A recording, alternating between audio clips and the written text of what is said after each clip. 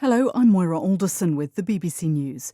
Novak Djokovic's final appeal against the cancellation of his Australian visa will be heard early on Sunday. The date was fixed after an online legal hearing.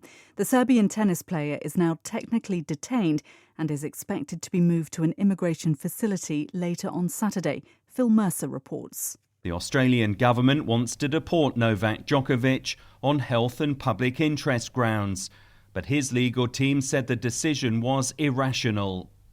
Reports in Australia have said his visa was revoked because the immigration minister believed his presence would increase anti-vaccination sentiment. On Monday, Novak Djokovic is due to compete in the first round of the Australian Open, where he's the defending champion. The US Department of Defense says Russia has been planning to create a pretext to invade Ukraine. The Pentagon said Moscow had sent trained operatives into eastern Ukraine who could carry out sabotage against Russia's own proxy forces there. The Kremlin has denied the reports, calling them unfounded. Paul Adams is in Kyiv. This is not the first time we've heard this kind of thing.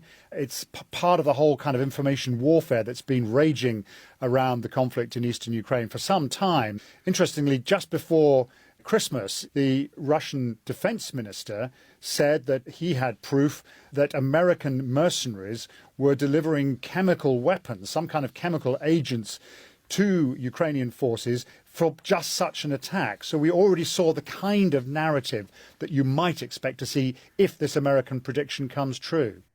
The jailed former pharmaceutical executive Martin Shkreli has been banned from the sector for life and ordered to pay nearly $65 million in damages to victims. A federal judge said the ban was warranted because Shkreli had violated laws against monopolies. In 2015, he acquired the US rights to a leading HIV drug, Daraprim, and raised its price by 5,000%. Lawyers for Virginia Giuffre have said they want to take statements from two people in Britain in connection with her civil lawsuit against Prince Andrew. Ms. Giuffre claims that the prince sexually assaulted her when she was 17. He denies it. Nomia Iqbal reports. Virginia Giuffre's legal team says it is seeking testimony from Shukri Walker, a woman who claims to have seen Prince Andrew at Tramp nightclub in London 2001 with a young girl. Ms. Giuffre contends the prince abused her in London after visiting that club. The second request is for testimony from Major Rob Olney, Prince Andrew's former equerry. Ms. Giuffre's lawyers say she has reason to believe that Major Olney has relevant information about the Duke of York's relationship with Jeffrey Epstein, the late convicted sex offender. Nomia Iqbal reporting. BBC News. A British government minister, Guy Opperman, has said the Prime Minister needs to change his ways following the revelations about a string of gatherings at Downing Street while coronavirus restrictions were in place. But Mr Opperman said Boris Johnson should keep his job despite public anger. Following Downing Street's apology to Queen Elizabeth over two parties that happened the night before her husband's funeral, reports are emerging of regular Friday get-togethers in the Prime Minister's office and residence during the lockdowns. The Dutch Prime Minister Mark Rutte has announced an easing of some of the toughest coronavirus restrictions in Europe. Mr Rutte said shops, gyms and hairdressers would reopen on Saturday and cafes, restaurants and cultural venues in 10 days. He said it would be a mistake to relax all restrictions at once.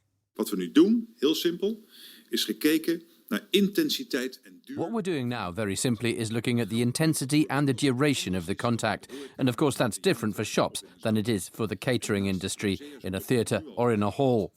If you were to do all of that now, the number of infections would really rise too much. And now we want to see first what the effects are and also what further information we get about what's happening abroad. The US Supreme Court has decided to hear an appeal by a former football coach who was suspended from his job at a high school in Washington state for refusing to stop his practice of praying on the field after games.